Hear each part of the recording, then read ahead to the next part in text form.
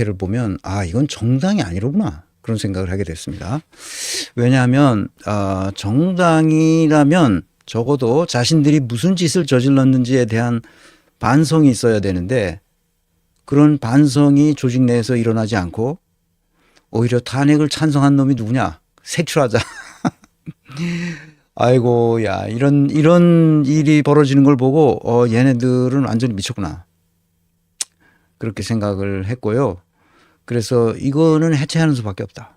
뭐 정당을 해산시키는 법적 절차가 있기는 있겠지만 그거를 정부가 할 일은 만무할 것 같고 그러니까 시민들이 국힘당을 해체할 힘을 가지고 있으니까 국힘당을 해체하는 수순을 밟자. 그 2028년에 다시 총선이 있으니까 그때까지 이 85명인데요. 85명에 대한 명부를 명확히 다 소지하고 있고 또 뉴탐사에서 어제 그 뭡니까 방송을 다 했어요. 85명이 누구냐 하는 걸 다 색출해서 그 다 했습니다. 저도 그걸 보고 이거는 85명을 다음 총선에서는 한 명도 당선시키지 않도록 그렇게 우리 시민들이 각오를 하고 있으면 됩니다. 뭐 그때 가서 다시 이제 다 올려서 다시 반복하면 되니까요. 제가 다 그 명단을 가지고 있으니까 그렇게 하면 됩니다. 그래서 국힘당이 정상적인 정당으로 우리 정치판에 있는 한 건강한 민주주의는 불가능하다 하는 결론을 내고 국힘당을 어떻게든지 해체시켜야 됩니다. 왜 그런지는 뒤에서 얘기하겠습니다. 자, 국힘당을 해체하자는 이유가 여러 가지가 있는데 오늘 그 얘기를 좀 해보려고 합니다. 건강한 민주주의로 대한민국의 정치가 대전환을 이루어내야 됩니다. 그러기 위해서는 인간에 대한 이해가 있어야 됩니다. 인간을 이해하지 못하고 이 비상계엄 원인 분석을 8번째 강의로 하는데 다 인간에 대한 이해입니다. 사람이 뭐냐 도대체. 그거를 이해하기만 한다면 국힘당을 해체하는 것은 뭐 이제 우리 손에 달린 거죠. 2028년까지 제가 살아서 이 강의를 할 수 있을지 모르겠지만 하도록 하겠습니다. 자, 넘어갑시다. 즐겁고 건강한 민주주의를 위하여 즐거워야 된다는 것을 요즘 그 느낍니다. 제 마음에 너무 착잡해진 거예요. 어떻게 나라가 이 아시아권에서 가장 잘 사는 나라가 한국인데 어떻게 이룩한 민주주의인데 이렇게 하루아침에 지옥으로 떨어질 수가 있을까 이 생각이 들어서 조금 마음에 굉장히 안 좋았어요.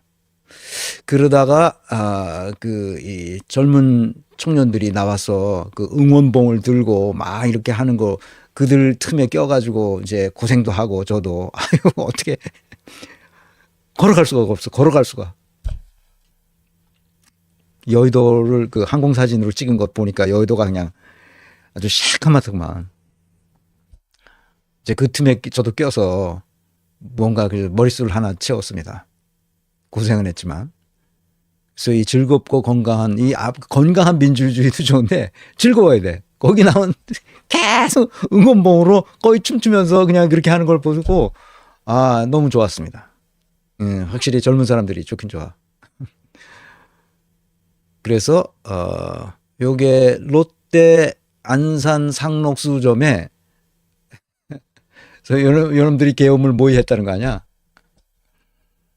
그 노상원이가 하는 놈,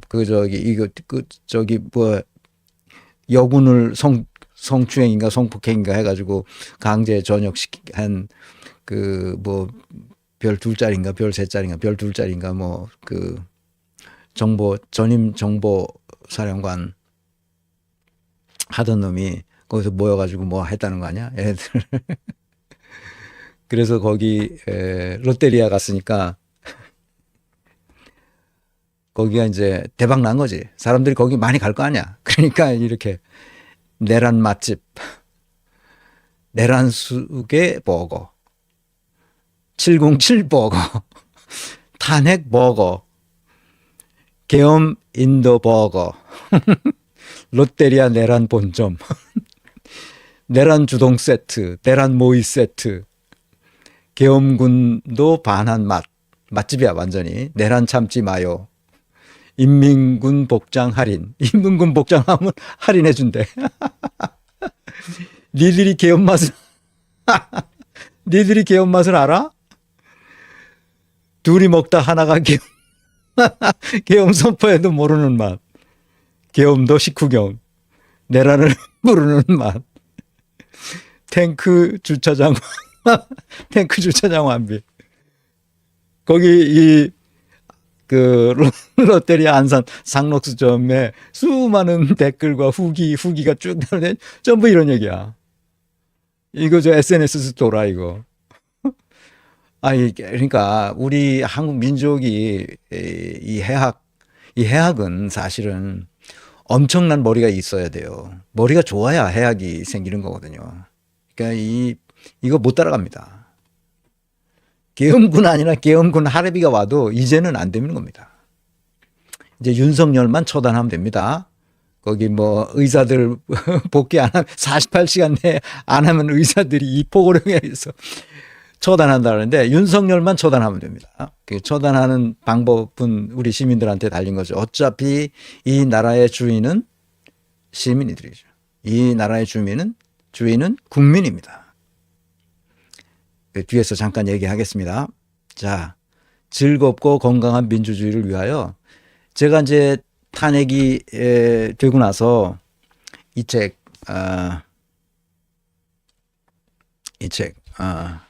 이거 뭐야? 이 책을 Of the people, by the people, for the people. 누구죠? 김민웅 선생이 쓴 책입니다. 제목은 진실은 고독하지 않다. 이 책을 제가 이 탄핵이 끝나고 나서 미리 하나 이제 사다 놓고 김민웅 선생이 썼다 그래가지고 사다 놓고 못 보고 있다가 탄핵이 끝나고 나서 이제 이렇게 주말 요 며칠 조금씩 쭉 읽어갔어요. 근데 굉장히 잘 쓴 책입니다. 그래서 여러분한테 소개하려고 이렇게 책을 들었습니다. 첫 페이지서부터 마지막 페이지까지 쭉 훑어봤는데 굉장히 이 김민웅 교수가 난 개인적으로는 사실 잘 몰라요. 몇 번 통화도 하고 어느 모임에 가서 만나기도 했지만 여러 사람이 있는 데서 만나가지고 일본 오사카에서 태어나 유년 시절을 보내고 이후 한국에서 성장했어요. 정치학과 철학을 공부했으며 미국에서 정치경제학, 신학을 중심으로 제국주의 문제를 연구했고 뉴저지에 있는 길벗 교회 담임 목사를 지냈으며 귀국한 후 성공회 대학교를 거쳐 경희대학교에서 은퇴를 했어요. 나하고 같은 또래인데 우리하고 뭐 같은 또래예요. 서울시 시민대학을 설립했고 현재는 시민활동가, 촛불행동 상임대표로 지내면서 조선학, 특히 조선 근현대사에 대한 연구와 실천 그리고 인문학을 중심으로 하는 시민교육에 몰두하고 있다. 지은 책으로 이러이러한 책들이 있다.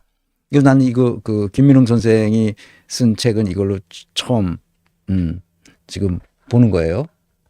처음 읽어봤어요. 그러니까 이전에 쓴 책들 좀 주문해서 봐야 되겠다 그런 생각을 했어요. 이게 금년 몇 월인가?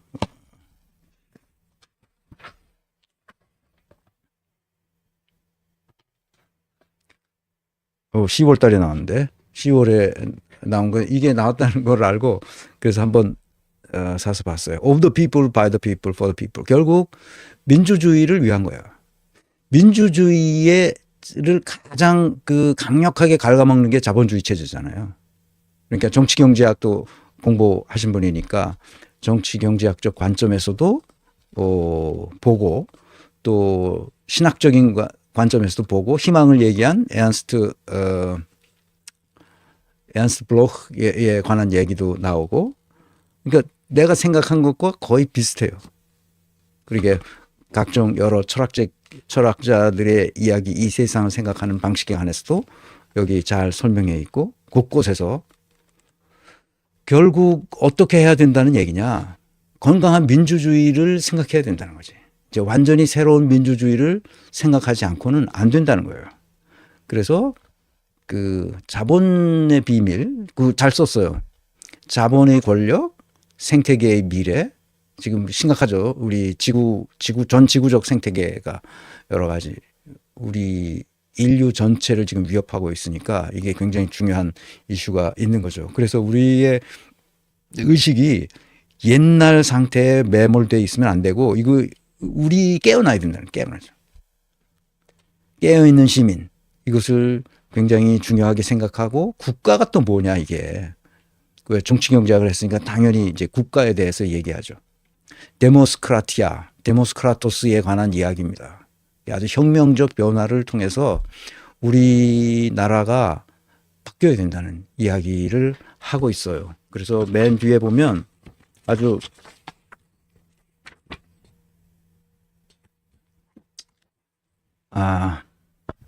맨 끝 부분에 좀 읽어드리면, 앞에서 얘기한 여러 가지 우리가 해야 할 일들을 쭉 열거하고, 이 모든 과업은 물러섬이 없는 싸움에서 결판이 난다. 이는 결코 질 수 없는 싸움이라는 신념을 가슴에 깊이 새기며 벌이는 투쟁이다. 그것은 오늘날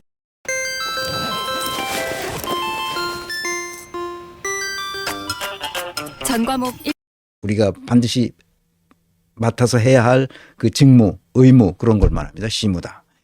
이 땅에 살아가는 우리 모두의 인간 존재론이며 세계관의 토대다. 인민을 위한 해방의 정치학. 그것은 언제나 새로운 역사의 출발점이다. 인민대중, 그리고 그 인민대중이 이끄는 항쟁이야말로 역사의 교사이자 우리가 하늘처럼 떠받들고 중심 지표로 삼아야 할 지혜와 혁명의 근본이다. 이게 놀랍지 않아요? 그러니까 우리가 해야 할 일이 뭐다 하는 것을 아주 명확하게 얘기해 주고 있는데, 내 생각하고 비슷합니다. 나는 활동가라기보다는 나는 이렇게 부지런한 사람이 아니에요. 그리고 좀 게으른 편이죠. 부지런하지 못해요.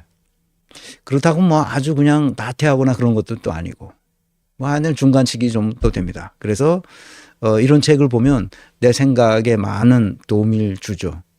많은 그 위대한 가르침에 대한 이야기들이 이 책에 곳곳에서 나오기 때문에 아주 좋은 책이어서 여러분들에게 소개하고, 김민웅 선생은 그 평생을 이렇게 진리의 길을 찾아서 오신 분이죠. 개인적으로는 만나서 뭐 얘기를 오랫동안 하거나 그런 적은 없습니다.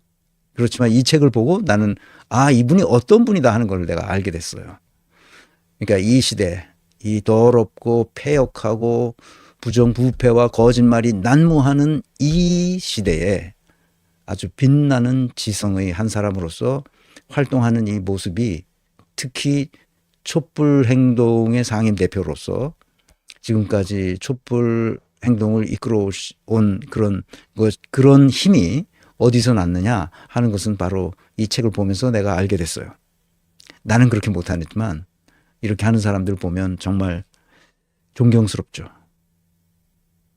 그렇지만 그런 일을 하다 보면 욕도 들어먹고 오해도 받고 뭐 그렇습니다.